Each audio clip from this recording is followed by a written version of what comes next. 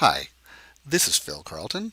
I got a request to talk a little about Applique, and someone asked specifically if you've purchased an applique design and you want to be able to send the information to a electronic fabric cutter to cut out the applique piece, how can you prepare the design so that you can export that piece to a cutter? So I'm going to demonstrate a little about this today. In a future video, I will talk about some of the other applique settings and actually talk through the process of exporting the design. But today I just want to show how you would do the conversion and add that applique information into the design. I'm going to be working today in the Modify module. Now you can also do this in the Embroidery module, but there's a big advantage to moving over to Modify when you do this. So I'm going to go here. I've loaded a design here, and if you look over in the color list, you can see it's got 3 colors. So it's a pretty basic applique design. It has a placement stitch, a tack down stitch, and then that final satin stitch to finish the design. I'm going to go to the Applique tab. Now on the Applique tab, it's important to note this does not actually add any stitches to your design. So all we're doing with this process is inserting the fabric piece. So when we insert the fabric piece, it does a couple of things for us. Number one, we can preview the design and see what it's going to look like with a different fabric color. And the other big advantage is once that fabric piece is inserted into the design and we can see the fabric in the design, then we can use the File Export Applique pieces to send the design to a cutter to cut out the fabric. So the first thing I want to point out here is over on the applique outline, if I hover over that button, it brings up a couple of steps that kind of talk you through the process. The most important part that I want to talk about for a moment is the second sentence here where it says, select the desired color or stop where the outline will be placed. So what that means is I'm going to tell it by clicking on a color stop at what point I want that fabric to be displayed. That's going to make sure that the fabric is behind the satin stitch. Now I could use this process over in the other program, but one of the advantages of working in the Modify module is it's easy for us to hide colors. And for this example, and when I do this, I want to match that piece of fabric that I'm inserting so that it matches the tack down line or the placement line of the embroidery design. So I'm going to just uncheck color number 1 and color number 3. So all I'm seeing now here in my work area is the tack down stitch, and I'm going to use that to create a piece of fabric right on top of that tack down stitch. I'm going to also drag my zoom slider a little to the right because it's going to be easier for me to do this if I can see my design a little better. And I'm going to then come over to Applique Outline and click that button, and I have 2 choices. Freehand Tablet Applique Outline would let me click and drag to draw the shape. I am not a very good artist, so I'm going to choose the second option, Freehand Point Applique Outline, where I'll actually click to set points to digitize it, just like if I was digitizing over in the Create module. So once I've done that, the first thing, remember, that I have to do is click on a color stop. Now the advantage here, since I have hidden the other 2 colors, is there is only one color stop available. So I'm just going to click that, and that just tells the program that it's going to display this piece of fabric right after that color stop, which is then of course going to come before the 3rd color, which is my satin stitch. Now for this, I just have to decide where I want to begin. It doesn't really matter.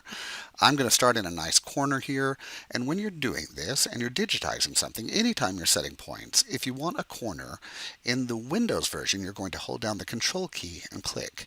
If you're working in the Mac version, it works the same way, except for instead of holding down the Control key, you would hold down the Shift key. You can also work either clockwise or counterclockwise. It doesn't really matter. I usually work clockwise just out of habit.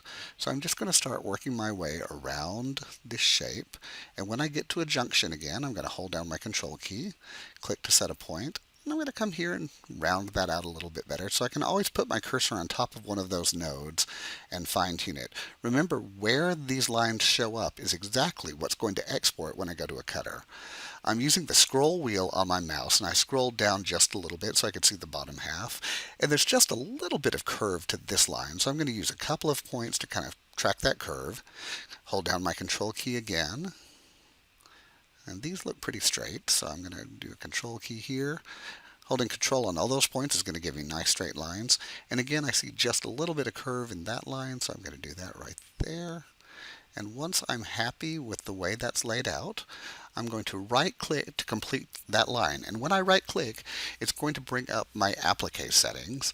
And I'm just going to choose, I'm going to stay with my quick fabrics today. I could load a fabric into the background, but I'm just going to use quick, which is just going to give me a textured color in the background.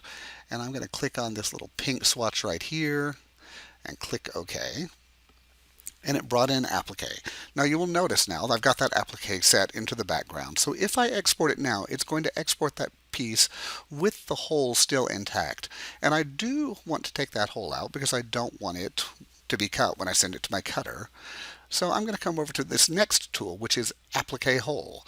When I have the applique or the piece of fabric selected here in my work area and I click Applique Hole, I can again either use the freehand method where I would draw, or the freehand point where I would, or the tablet method where I would draw, or the point method where I would click to set points.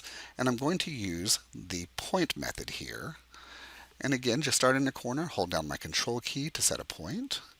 On these nice smooth curves, 2 points inside the curve, and then a control point will give me a nice clean curve. Then I'm going to come down here and do my final 2 points here. Now I've defined where I want that hole to be. I can adjust my points a little if I would like.